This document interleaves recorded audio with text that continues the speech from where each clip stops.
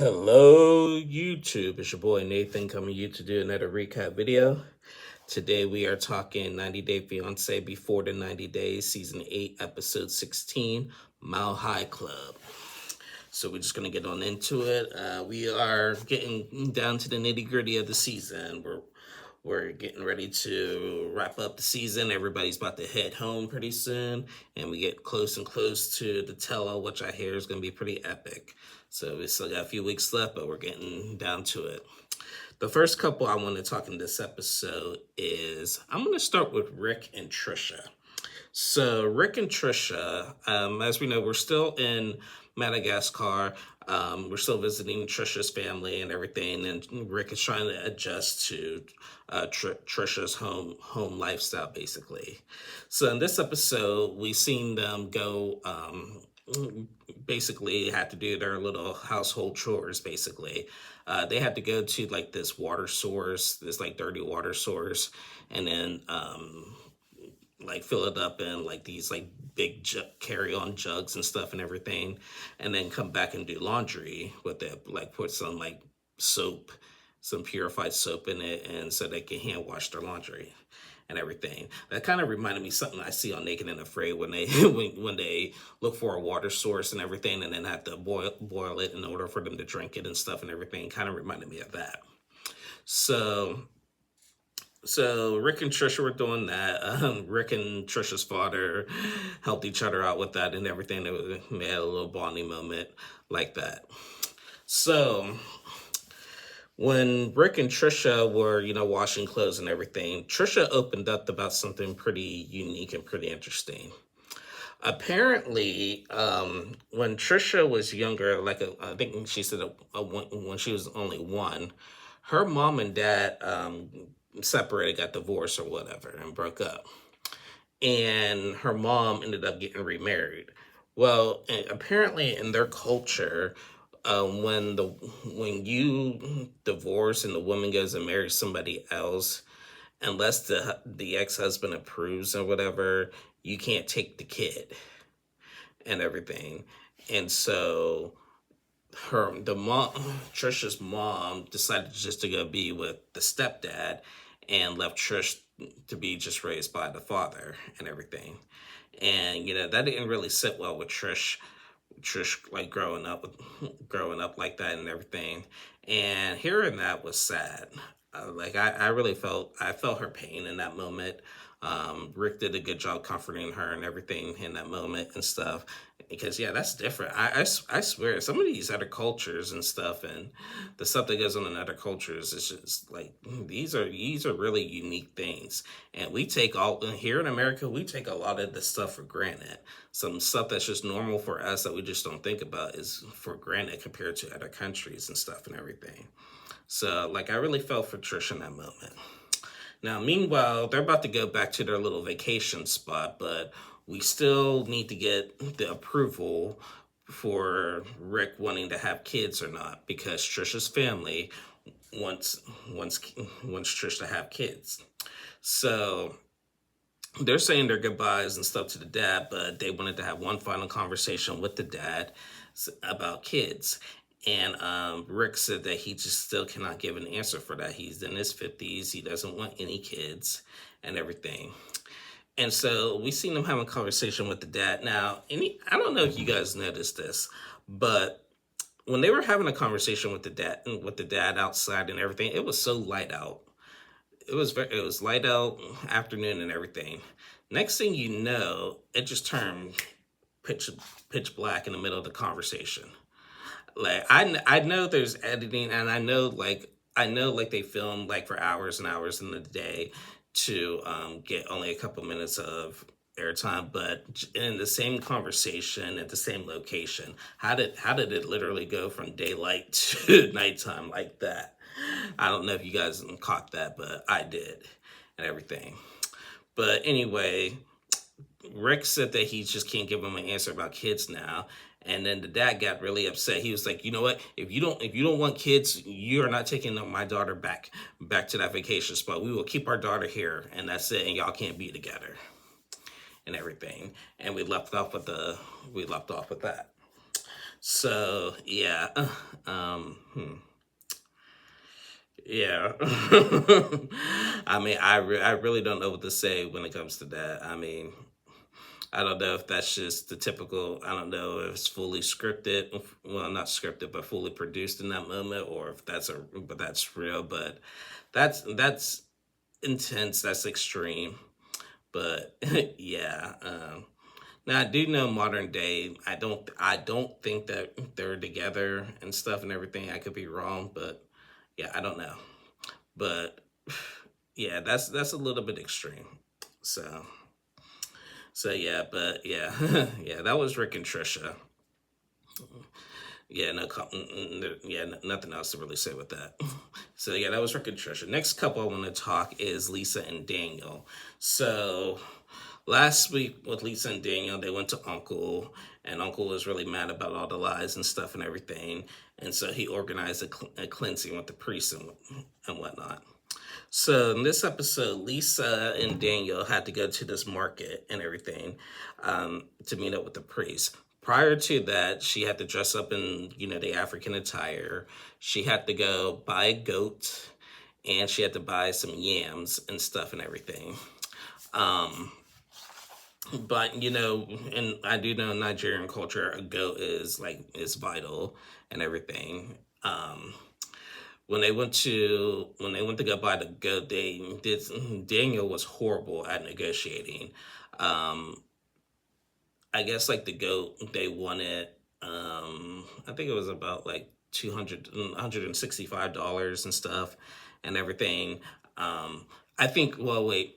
I think when they also had to get some yams. The yams were only like a couple dollars, like $3 and stuff. And he bought two of them. There were six. And now Lisa was complaining how the expensive they were. That was only $6. No big deal. And she was mad at him on not negotiating on that. And then when they went to go buy the goat, yeah, I think they wanted like $200 and then 165. But then Daniel convinced them to only get the goat for like $45 and stuff. So after some weird negotiating, they paid, and then they had to save money for this little to the guy that they had to do the cleansing with.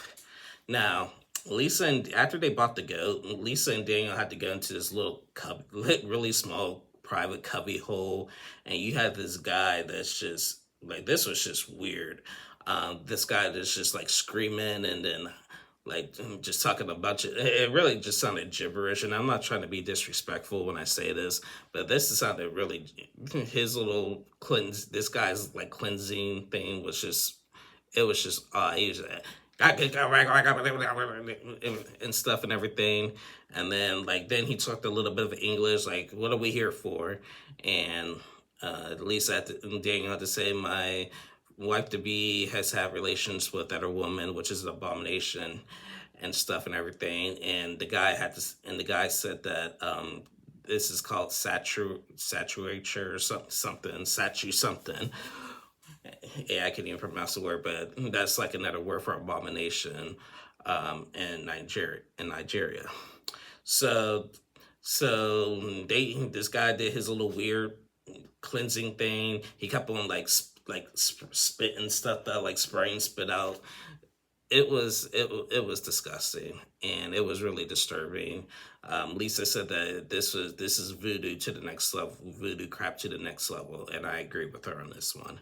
Um, then she had to like repeat after him and say like, I won't tell no more lies again, and then hug your husband or whatever, and now you are cleansed and everything. But yeah, and once she got out of that, she was just relieved. She was like, it was hot in there, but she's just relieved. And yeah, I agree with Lisa that was just weird.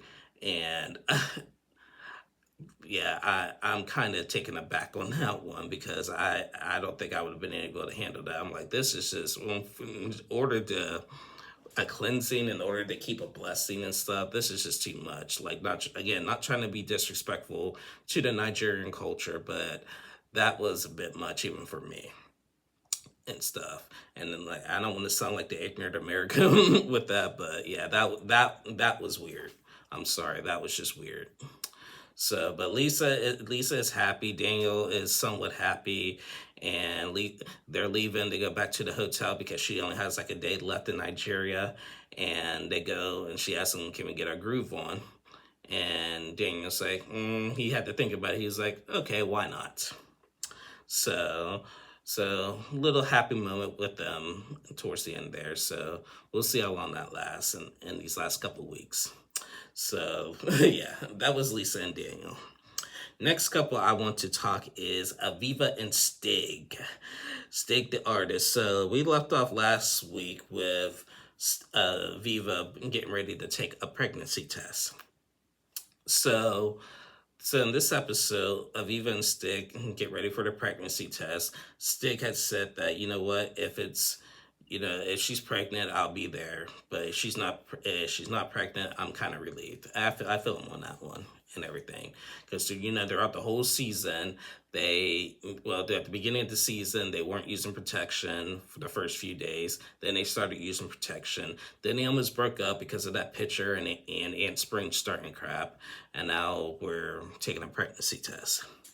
So they take the pregnancy test and it came back negative. All the rumors we can put the rumors to rest. Aviva is not pregnant. It's officially confirmed. Aviva is not pregnant. All right. So after that, she was slightly disappointed, but it is what it is.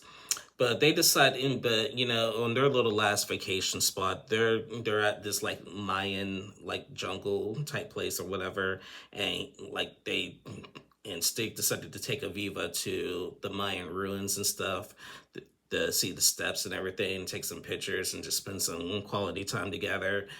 They go up the steps and everything, and next thing you know, Stig, because also last week Stig confessed his love for Aviva, and this episode at the Mayan ruins, Stig gets down on one knee and proposes to Aviva.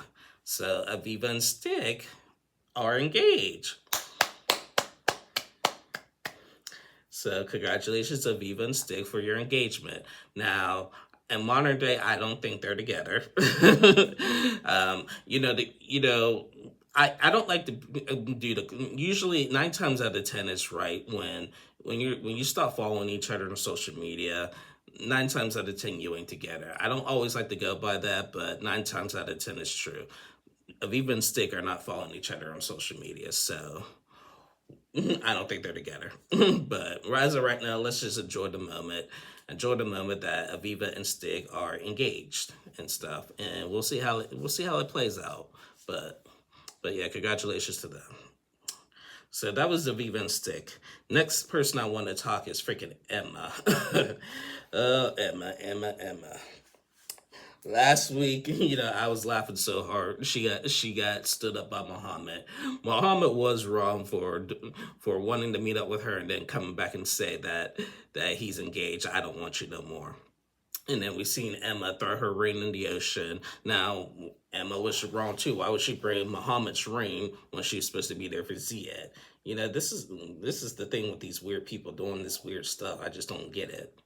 So in this episode, Emma is finally packing up and finally they go back to America. I think this is going to be her last episode. I think she's done after this episode.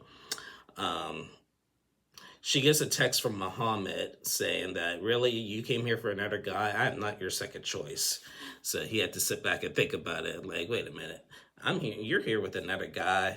I think that's what it really came down to. Instead of him wanting to meet up first, wanting to meet up with her and everything, and then saying that he ain't gonna do it. I think that he was thinking about just meeting up with her, just be like, hey, why not? But then after thinking about it, he's probably like, wait a minute, she's here. She was here with another guy. I'm not her plan B and everything, and I'm engaged. So now I'm starting to see probably why, he did what he did after he probably just thought about it. He's like, no, I ain't doing this. I'm not doing this. So Emma packs up her stuff and gets ready and goes back to the airport. But she wants to do one final thing before she goes back to the airport. And when she arrives close to the airport, she runs into Ziad.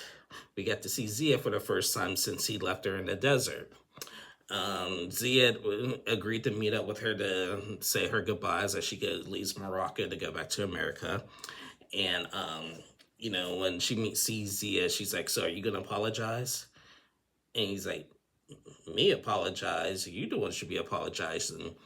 And she was just like, "Well, I think we both need to apologize for something." And Zia's just like, we ain't gonna be doing this. I wish you a happy road back home and everything. Thank you for your time. And I got nothing else to say to you. I met up with you to say my goodbyes, and that's all I'm doing. And that's all I went. They didn't even hug or nothing. So Emma was just like, "Okay, thanks for everything too." And she gets on a flight talking about, "Oh, I'm a hopeless romantic. I could find love one day. Maybe he's even gonna be on this plane back home," and stuff and everything. I'm like, oh boy. So yeah, Emma hits back home. Now, rumor has it, I do think this rumor is confirmed. Y'all know I don't like doing rumors and stuff until they're officially confirmed. Apparently, I think Emma is actually filming for Hunt for Love in Puerto Rico, to my knowledge, allegedly. So I don't. I guess that's filming right now. I don't know when it will air. Probably ain't gonna air till later this year though. So yeah, but yeah, this was the end of Emma and Zia. We probably ain't gonna see them until the tell all. So yeah, that was Emma and Zia. And the last couple we need to talk is the messy Elise and Joshua. Oh my goodness. Elise is crazy. She's psycho. This episode, she's still upset about, Joshua still living with that Nat girl and him being financially dependent on her and everything. She's really upset about that. And then you got the creepy roommate Chris and everything. So in this episode, they start out going to the beach to have another conversation and to say, Joshua wants to make it clear that he's not using Elise or anything and wants Elise to quit like making that assumption of him and everything and start trusting him more. Because if you don't trust him, then what's the point of being in this relationship? So for the time being, Elise apologizes, "I'm sorry for how I've been reacting and this and that, and let's just try to get through it." So they decided to go on a boat ride. Now, remember, Joshua is already on thin ice with his job because he took a yacht out without permission and wrecked it and everything. So he's and so he's already on probation and stuff with his job because of that. And apparently Nat is helping financially, like pay some of that back too. So they're on the boat ride, having a little moment and everything, but they're still talking about that and everything. And Elise is just so like really, really like irritated that Nat is like really still in the picture and everything. So after their little boat ride, they decided to like, we're gonna go meet with Nat to talk this over and get this straightened out with. Prior to them going to the bar to meet with Nat, Elise says that Joshua is actually on the phone with him, like in the middle of the night. He is texting Nat all the time, like the phone is going off, ding ding ding ding ding ding ding. She says, and everything, and like she just thinks this is weird and stuff and everything.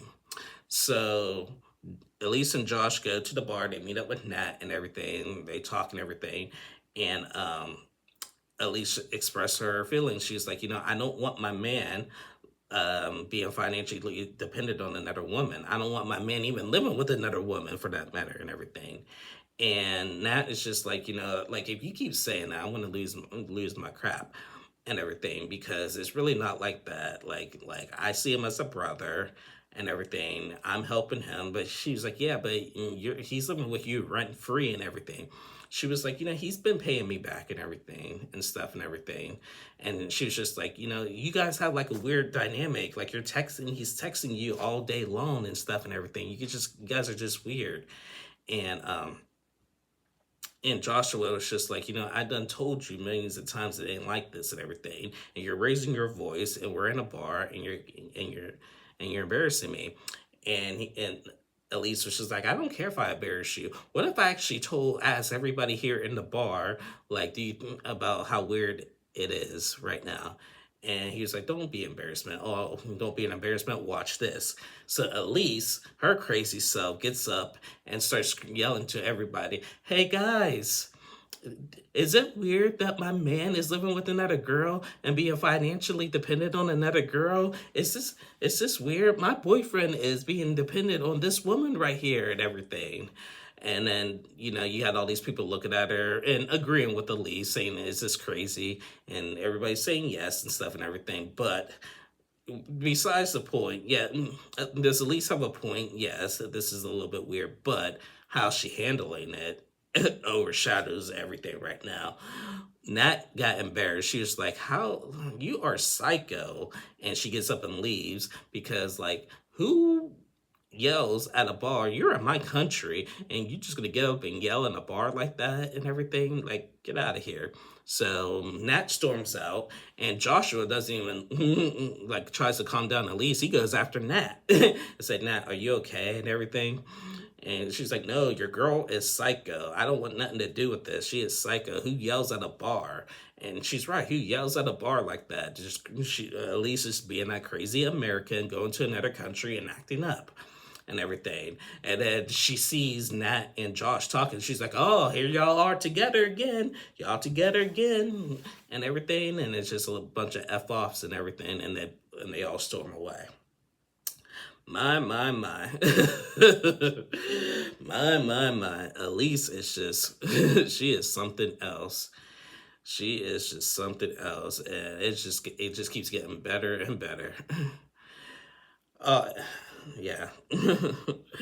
Just keeps getting better and better. Yeah. Oh, I forgot a couple. I'm sorry. I thought that was the last couple. I forgot another couple. Let's talk about Forrest and Sheena. Forrest and Sheena, I'll keep them brief because it was brief. Forrest and Sheena, it is time. At the beginning of the season, they mentioned that they were virgins.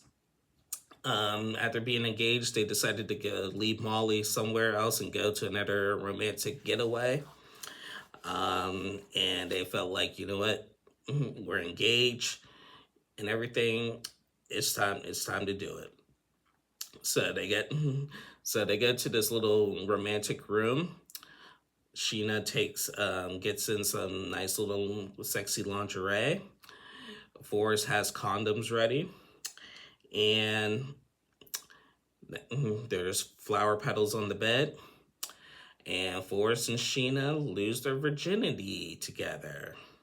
Now, normally when I see sex scenes on 90 Day Fiancé, where I'm just like, I don't want to see this and everything. But this was a little bit different because this was something romantic. This wasn't just sex.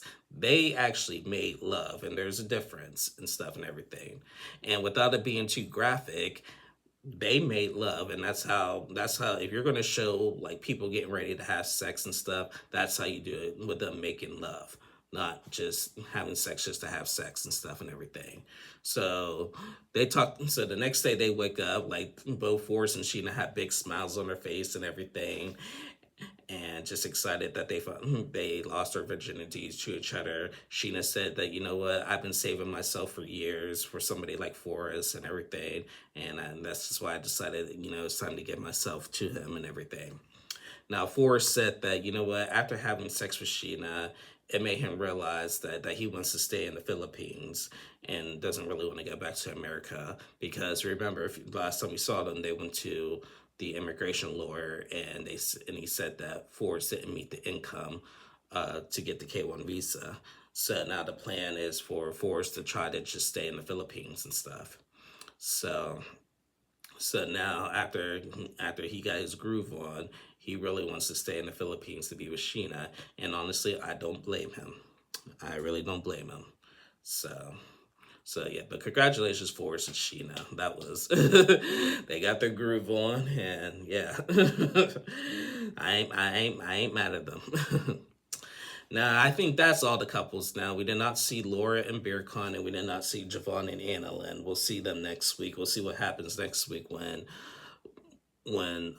Beer Con and Laura possibly break up, because Beer Con found out about Lauren trying to kiss Michael before they met and stuff. Now, Bear, there's been some stuff about BearCon on social media. Is it? I think I saw something that him and Stick had a little back and forth, but they're cool. But I guess there was like a racial slur that BearCon said and stuff with Stick and everything. Like there's some kind of battle going on.